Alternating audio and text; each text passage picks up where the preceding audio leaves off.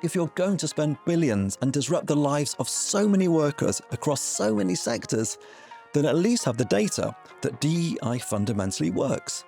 Surely this has become a $10 to $20 billion industry championed by our biggest companies based on solid evidence? Often companies themselves don't want to look under the rock. They don't necessarily want to know whether the things they are doing are effective.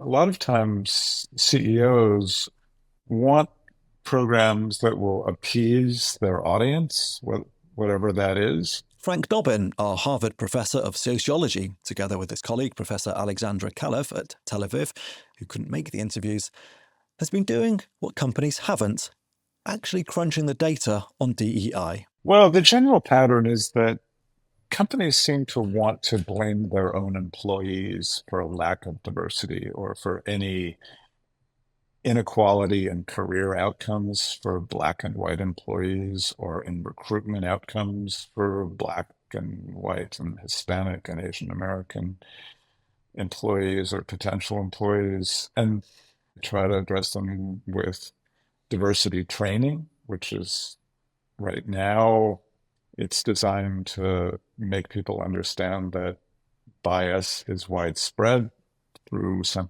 version of implicit bias training, that they themselves are biased. And then it usually turns to the punishments for employees who are biased. So what would happen to you if somebody filed a grievance against you? Typically, those are the main messages that all diversity training programs get across. They just don't work. There have been more than 1,000 studies of diversity trainings, mostly designed by psychologists. So the programs that ought to work, showing weak or no effects of most of these trainings on actual bias, on unconscious bias, or what's called implicit bias. When we look at what happens in the lab after training, they don't seem to work. In our research, we look at hundreds of companies over dozens of years. So, just to be clear, these programs rolled out across our major institutions and companies at the cost of billions don't help minorities and don't help women, don't help the very people they were intended to, and in fact make things worse.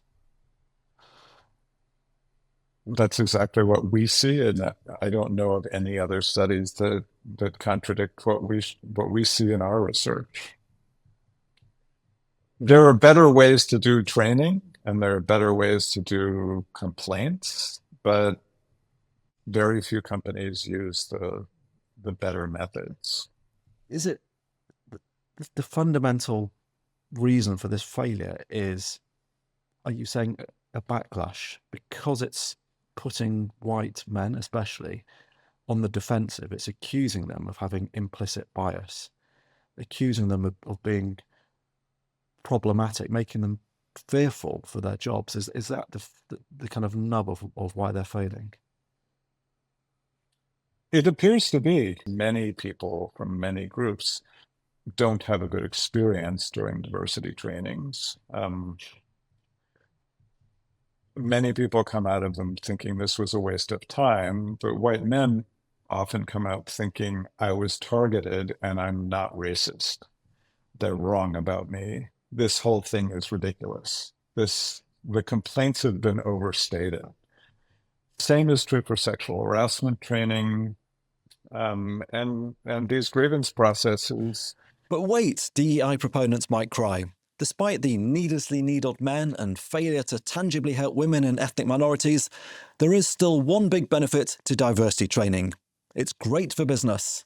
A key cheerleader for this rationale, the consultants McKinsey champions, the business case for diversity, equity and inclusion, DEI, not only holds, but grows even stronger.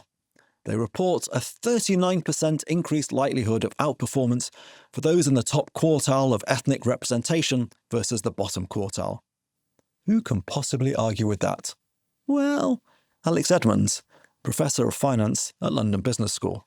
These studies make the most basic errors, but due to confirmation bias, which is the temptation to accept something uncritically if we want it to be true, these are accepted and lapped up even though there are big errors. So just let me give an example. So their measure of performance is profitability. That's not a bad measure, but you could also look at long-term shareholder return. You could also look at sales growth. There's lots of other valid measures. And so the concern here is McKinsey may well have just run lots of different tests and you cherry pick the one result that is the strongest and you hide everything else. And then it just turns out even the one that they presented because they thought it was the strongest is actually much flimsier. And so I think this is really problematic because this means that this crusade is based on fake information. Once an idea gets into your head, it's quite difficult to shake. And so this happens throughout science, is that there are papers which are later found to be fraudulent, but people still believe in them. Also, it makes investors' job easy because how do you assess the quality of a board of directors? You just look at their gender. You don't need to look at their credentials, their skill set, their time commitment. You mainly will look at their gender. Things had to change, but it didn't have to be this way. Diversity could have included diversity of opinions, which is good for business. The George Floyd outrage could have powered evidence-based programs that actually make a difference, while celebrating and reflecting the heterogeneous society we live in. DEI didn't have to scream racist at white men, and then expect everything to be peachy.